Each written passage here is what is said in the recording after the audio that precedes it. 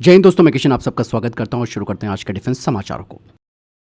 दोस्तों, आज army design bureau के additional director general major general CS Maan ने एक बड़ा स्टेटमेंट दिया है। उन्होंने कहा कि आज की जंग पारंपरिक हथियारों की नहीं है, क्योंकि अब जंग के मैदान में उतर चुके हैं AI assisted drone, autonomous system, cyber operations और एडवांस इंटेलिजेंस सिस्टम जैसी कई नई तकनीकें। अब जब उनसे ये सवाल पूछा गया कि भाई क्या सैनिक इन AI सिस्टम पर पूरी तरह भरोसा कर सकते हैं, तो ऐसे में मेजर जनरल CS मान जी कहते हैं कि असली चुनौती सिर्फ टेक्नोलॉजी बनाना नहीं है, बल्कि सबसे बड़ा सवाल है विश्वास का।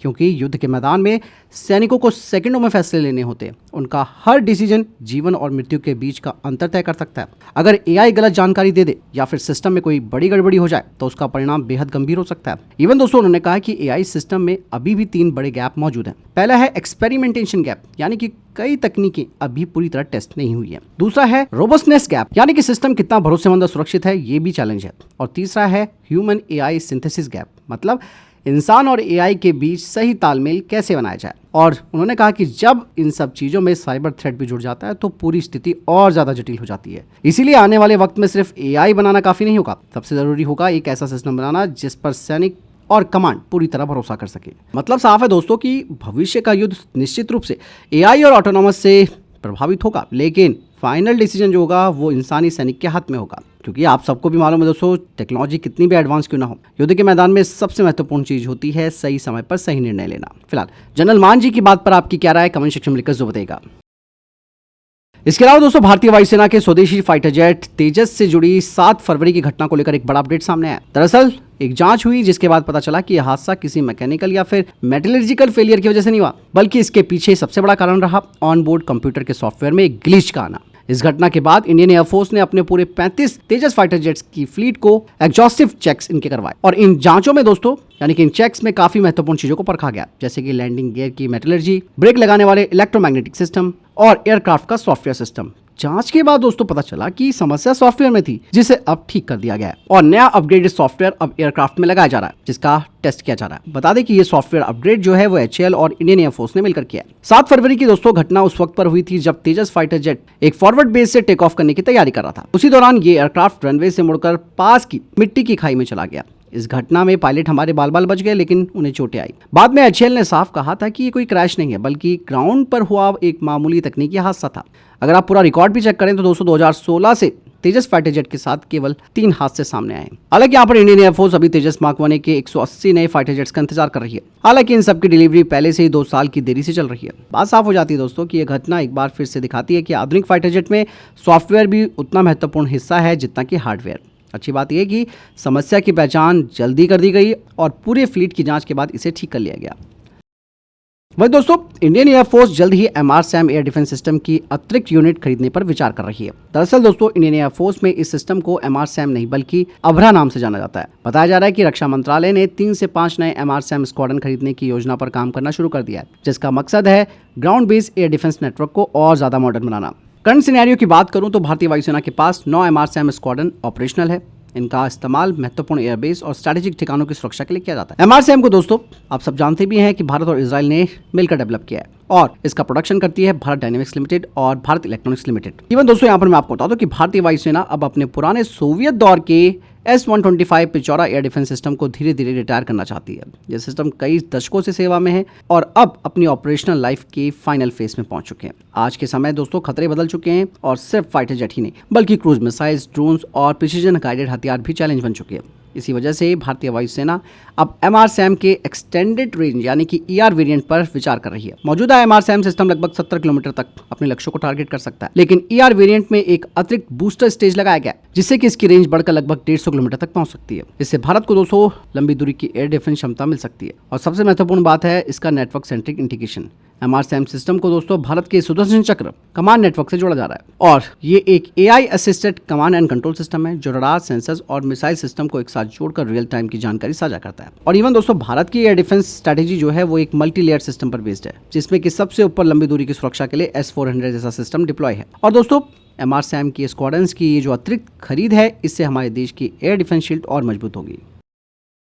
वही दोस्तों, पाकिस्तानी एयरफोर्स को भारत ने इतना टेंशन में डाल दिया है कि अब उन्हें अपनी पूरी स्ट्रैटेजी बदलनी पड़ रही है। दरअसल पाकिस्तानी एयरफोर्स अब अपने बॉम्बार्डियर ग्लोबल 6000 एयरक्राफ्ट को इलेक्ट्रॉनिक वॉरफेयर प्लेटफॉर्म में बदलने वाली हवा सोच परियोजना को दोबारा से चालू कर सकती है। इसकी सबसे बड़ी वजह है S-400 की लंबी दूरी वाली 40N6 मिसाइल। ये मिसाइल दोस्तों सैकड़ों किलोमीटर दूर दुश्मनों के अवाक्स, सर्विलांस एयरक्राफ्ट और इलेक्ट्रॉनिक वॉरफेयर एयरक्राफ्ट को निशाना बना सकती है। और यही पाकिस्तान की प्रॉब्लम है, जिसकी वजह से पाकिस्तान की एयरबॉर्न एयरक्राफ्ट जो है वो अब बॉर्डर के पास उड़ान भरने से बचते हैं और काफ़ी दूर से ऑपरेट होते हैं। एक्सपर्ट्स भी कहते हैं कि अगर कोई इलेक्ट्रॉनिक वॉरफेयर एयरक्राफ्ट 200 किलोमीटर या उससे ज़्यादा दूरी से जामिंग करेगा तो मॉडर्न रडार नेटवर्क पर उसका असर काफ़ी कम हो सकता है। लेकिन दोस्तों जो पाकिस्तान के पास बचा हुआ एक ग्लोबल 6000 है वो फिलहाल इलेक्ट्रॉनिक वॉरफेयर मिशन की बजाय VIP ट्रांसपोर्ट के लिए इस्तेमाल हो रहा है। लेकिन दोस्तों एक चीज़ तो यहाँ पर क्लियर हो जाती है, S-400 जैसे एयर डिफेंस सिस्टम दुश्मन के अवाक्स और इलेक्ट्रॉनिक वॉरफेयर एयरक्राफ्ट को दूर रहने पर मजबूर कर रहे हैं।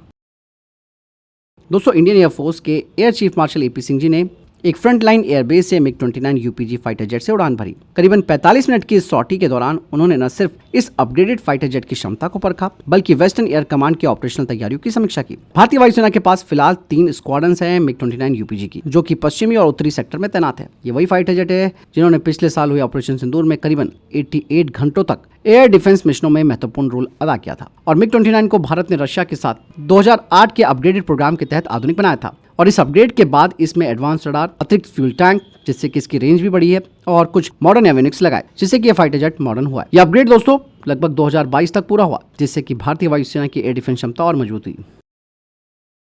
इसके अलावा दोस्तों जेट इंजन टेक्नोलॉजी को लेकर एक और बड़ी अपडेट सामने आई है। ब्रिटेन की कंपनी रॉल्स रॉयस होल्डिंग ने भारत को एक नया जेट इंजन को डेवलप करने का ऑफर दिया है। ये इंजन दोस्तों कंपनी के नए ऑर्फियस इंजन आर्किटेक्चर पर बेस्ड होगा और इस इंजन का सबसे बड़ा फायदा ये है कि ये मॉडुलर डिजाइन पर बेस्ड है, यानी कि एक ही इंजन प्लेटफॉर्म को अलग अलग थ्रस्ट के लिए बदलकर ट्रेनर एयरक्राफ्ट, ड्रोन और हल्के फाइटर जेट में इस्तेमाल किया जा सकता है। इस इंजन का इस्तेमाल दोस्तों भारत के HJT-36 सितारा जैसे एयरक्राफ्ट में किया जा सकता है। फिलहाल इस एयरक्राफ्ट में रशिया का AL-55L इंजन लगाया गया है, लेकिन आप सब जानते हैं कि सप्लाई से जुड़ी चुनौतियों की वजह से भारत ऑप्शन को देख रहा है कि भाई हमारे पास और कौन सा ऑप्शन है। ऐसे में रॉल्स रॉयस के साथ अगर भारत आगे बढ़ता है तो भारत को जेट इंजन डिजाइन और मैन्युफैक्चरिंग का बड़ा एक्सपीरियंस मिल सकता है। और यही नहीं दोस्तों, ये कंपनी भारत के हॉक 132 ट्रेनर एयरक्राफ्ट के लिए रॉल्स रॉयस एडोर इंजन के पार्ट्स का लोकल प्रोडक्शन बढ़ाने पर भी चर्चा कर रही है। और अगर ये साझेदारी दोस्तों आगे बढ़ती है और सफल रहती है तो भारत को सिर्फ नया इंजन नहीं मिलेगा बल्कि भारत को जेट इंजन टेक्नोलॉजी भी मिलेगी। वहीं दोस्तों SU-57 को लेकर एक और नई चीज सामने आई है। कहा ही जा रहा है कि अगर भारत रशिया से SU-57 स्टेल्थ फाइटर जेट खरीदता है तो उसके साथ मिलने वाला जो हथियार पैकेज है वो काफी खतरनाक हो सकता है। और आप सब जानते हैं कि इंडियन एयरफोर्स कम से कम 40 से 60 5th जनरेशन के फाइटर जेट खरीदने पर विचार कर रही है। बता दें कि अगर हम SU-57M को चुनते हैं तो इस फाइटर जेट के साथ कई एडवांस मिसाइलें हमें मिल सकती है, जिसमें कि सबसे घातक मिसाइल है R-37M जिसकी रेंज 300 से 400 किलोमीटर है और ये अवाक्स और टैंकरों को निशाना बना सकती है। इसके अलावा KS-69 मिसाइल जिसकी रेंज 290 किलोमीटर है। और यही नहीं, दुश्मन के रडार को खत्म करने के लिए भारत को मिल सकती है KH-58 USHK जैसे हथियार। रिपोर्ट बताती है कि एक मिनी किंजल नाम का हाइपरसोनिक स्ट्राइक वेपन भी इसमें जोड़ा जा सकता है। हालांकि भारत अपनी खुद की अस्त्रा फैमिली को आगे बढ़ा रहा है जिन्हें कि इन फाइटर जेट्स पे इंटीग्रेट किया जा सकता है। मतलब साफ है कि अगर पूरा वेपन पैकेज के साथ SU-57 भारत आता है तो भारतीय वायुसेना को लंबी दूरी से हमले करने और दुश्मन की एयर पावर को रोकने की जबरदस्त क्षमता मिल जाएगी और इससे 2030 के दशक तक भारत की एयर सिक्योरिटी स्ट्रैटेजी बदल सकती है। इसके अलावा दोस्तों एक और बड़ी अपडेट आई है DRDO की तरफ से और DRDO दोस्तों अब अपनी स्वदेशी very short range air defence system का नया कंधे से दागे जाने वाला वेरिएंट बनाने की तैयारी कर रहा है। फिलहाल इसका जो वेरिएंट है वो है ट्राइपॉड बेस्ड सिस्टम। इसमें मिसाइल का वजन 21 किलो है और पूरे सिस्टम का वजन 40 किलो तक पहुंच जाता है। हालांकि ये सिस्टम दोस्तों एक स्टेबल डिफेंस पोजीशन और पहाड़ी इलाकों में डिप्लॉयमेंट के लिए काफ़ी महत्वपूर्ण है। लेकिन दोस्तों अगला जो कदम है वो है इसे और हल्का और ज़्यादा मोबाइल बनाना। DRDO को टारगेट है कि नए वेरिएंट का वजन 15 से 18 किलो के बीच हो ताकि सैनिक सीधे इसे कंधे से लॉन्च कर सके। और इस नए वेरिएंट की रेंज लगभग 6 किलोमीटर हो सकती है जिससे कि ये ड्रोन, हेलीकॉप्टर और लो फ्लाइंग एयरक्राफ्ट को मार गिरा सके। इस प्रोजेक्ट पर DRDO का रिसर्च सेंटर इमरात काम कर रहा है जो कि छोटे और एडवांस मिसाइल सीकर बनाने में एक्सपर्ट माना जाता है। क्योंकि दोस्तों आज की जंग में ड्रोन और लो एल्टीट्यूड खतरे बढ़ रहे हैं। ऐसे में कंधे से दागे जाने वाले हल्के एयर डिफेंस सिस्टम भारतीय सेना को मैदान में तुरंत प्रतिक्रिया देने की ताकत देंगे। वहीं दोस्तों भारत की स्टार्टअप कंपनी कलाम लैब्स ने एक supersonic near space compact vehicle का कॉन्सेप्ट पेश किया है जो कि लगभग मैक 2.5 की स्पीड से उड़ सकता है और 800 किलोमीटर से ज्यादा दूरी पर हमला कर सकता है।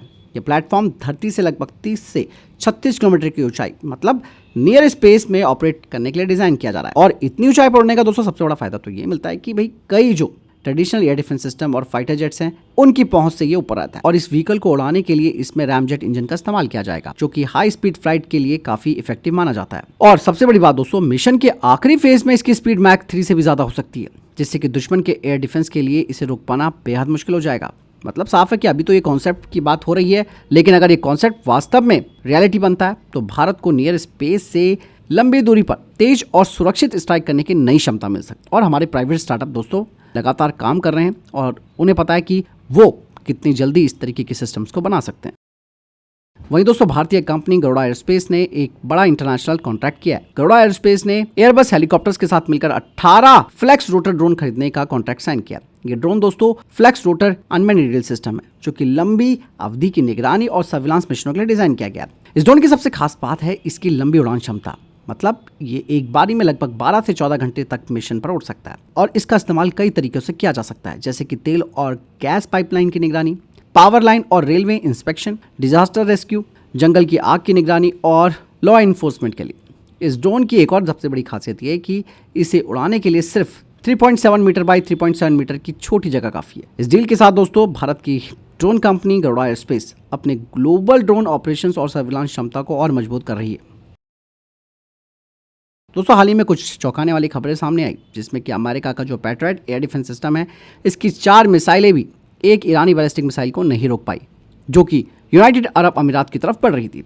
यानी कि दुनिया के सबसे मशहूर एयर डिफेंस सिस्टम में से एक होने के बावजूद पैट्रियट सिस्टम भी 100% सुरक्षा की गारंटी नहीं देता है। इसी तरह अमेरिका का थार्ड सिस्टम भी हर मिसाइल को रोकने की पूरी गारंटी नहीं देता। लेकिन सच्चाई तो दोस्तों यही है कि दुनिया का कोई भी एयर डिफेंस सिस्टम 100% परफेक्ट नहीं होता। तो वहीं अगर भारत की बात की जाए तो भारत का स्वदेशी आकाश मिसाइल सिस्टम इस वक्त काफी चर्चाएं बटोर रहा है। भारतीय सेना का मानना है कि इस सिस्टम ने कई ऑपरेशनों के दौरान लो एल्टीट्यूड एयर थ्रेट्स को रोकने में अच्छा परफॉर्मेंस दिया है। मतलब साफ है कि मॉडर्न वॉर में कोई भी एयर डिफेंस सिस्टम पूरी तरह अजय नहीं होता है, लेकिन ऐसे में अगर आपके पास मजबूत मल्टीलेयर एयर डिफेंस है तो वही आपकी असली सुरक्षा बनता है। वहीं दोस्तों भारतीय सेना स्वार्म ड्रोन वॉरफेयर से निपटने की तैयारी कर रही है। हाल ही में भारतीय सेना की एयर डिफेंस ब्रिगेड ने पोखरण फील्ड फायरिंग रेंज में एक बड़ा लाइव फायर अभ्यास किया। इस एक्सरसाइज में दोस्तों सैनिकों को स्वार्म अटैक रोकने की ट्रेनिंग दी गई, क्योंकि दोस्तों ऐसे हमले हाल ही के संघर्षों में काफी खतरनाक साबित हुए हैं, क्योंकि सस्ते ड्रोन बड़ी संख्या में आकर एयर डिफेंस सिस्टम को परेशान करते हैं। इस एक्सरसाइज में दोस्तों भारत के कई एयर डिफेंस सिस्टम शामिल थे, जैसे कि आकाश और QRSAM। इन सिस्टम से मिलकर रडार, इलेक्ट्रॉनिक वॉरफेयर जैमर और मिसाइल इंटरसेप्शन के जरिए स्वार्म ड्रोन को रोकने की प्रैक्टिस की। और रिपोर्ट्स ये भी बताती है कि 50 ड्रोन के सिमुलेटेड स्वार्म के खिलाफ इस एक्सरसाइज में 90% से ज्यादा सफलता हासिल हुई। यानी कि दोस्तों ये जो सस्ते ड्रोन हैं, जो कि आज की डेट में सबसे बड़ी चुनौती बन गए हैं, ऐसे में मैंने जैसे बताया अभी कि मल्टीलेयर एयर डिफेंस और एंटी ड्रोन टेक्नोलॉजी भारत की सुरक्षा के लिए काफी महत्वपूर्ण हो जाती है। वहीं दोस्तों भारत की एक बड़ी डिप्लोमेटिक जीत सामने आई है। बता दें कि भारतीय विदेश मंत्री एस जयशंकर जी ने ईरान के विदेश मंत्री के साथ महत्वपूर्ण बातचीत की और इस बातचीत के बाद ईरान ने भारतीय तेल टैंकरों को स्ट्रेट ऑफ होर्मुज से गुजरने की अनुमति दे दी। ये समुद्री मार्ग दुनिया का सबसे महत्वपूर्ण ऊर्जा व्यापार मार्गों में से एक है, जहां से बड़ी मात्रा में कच्चा तेल और नेचुरल गैस दुनिया में जाती है। रिपोर्ट्स बताती है कि फिलहाल अमेरिका, इजराइल और कई यूरोपीय देशों से जुड़े जहाजों को इस रास्ते पर प्रतिबंधों का सामना करना पड़ रहा है। यानी कि दोस्तों इस कदम से भारत के लिए तेल और गैस की सप्लाई सुरक्षित होने की संभावनाएं बढ़ गई है और यही भारत की डिप्लोमेटिक बैलेंस स्ट्रेटेजी है।